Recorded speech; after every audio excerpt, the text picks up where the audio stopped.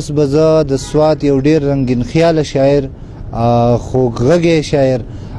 ښاغلي محمد الیاس ثاقب صاحب له د هغو په دې یو شعر بلنه ورکوم چې زمانه که پوښتنه څوک د جنګ په هکله وکړي زمانه که پوښتنه څوک د جنګ په هکله وکړي د سترګو جنګ مې خوښ وي د بل جنګ په حق کې نه یم. ښاغلی محمد الیاس ثاقب صاحب. ډېره مننه ګران صاحب چې موږ د هغې دیولۍ کلي نه راوغوښتو. ستاسو ډېره زیاته مننه کوو، وخت راکړو او غزل به در سره شریک کړم په ترنم کې. پړق ستا د جمال شو کمال شو بې ته مې وصال شو کمال شو پړق ستا د جمال شو کمال شو بې ته مې وصال شو کمال شو بې ته مې وصال شو کمال شو بیا مې نظر سیل ستا د رخسار وکړو بیا مې نظر سیل ستا د رخسار وکړو بیا د غزل خیال شو کمال شو دې ته مې وصال شو کمال شو پړق ستا د جمال شو کمال شو بې ته مې وصال شو کمال شو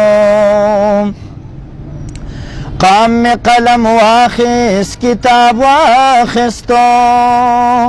قام میں قلم واخیس کتاب واخیستو تراو شو ډال شو کمال شو بې ته مې وصال شو کمال شو پړق ستا د جمال شو کمال شو بې ته مې وصال شو کمال شو سر مې داسې مات خوتاو تړو سر مې داسې مات خوتاو تړو ستا د لاس رومال شو کمال شو بې ته مې وصال شو کمال شو پړق ستا د جمال شو کمال شو بې ته مې وصال شو کمال شو اوس به مورنۍ ژبه په وړاندې ځي اوس به مورنۍ ژبه په وړاندې ځي هر ځای کې لیکوال شو کمال شو بې ته مې وصال شو کمال شو پړق ستا د جمال شو کمال شو بې ته مې وصال شو کمال شو خیر دې که زما په زړه کې داغ شو خیر دې که زما په زړه کې داغ شو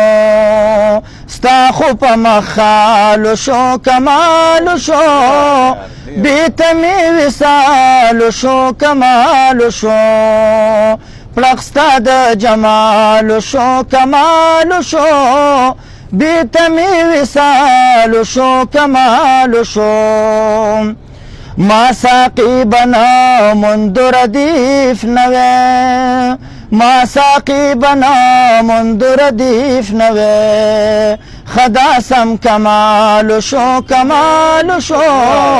بې ته مې وصال شو کمال شو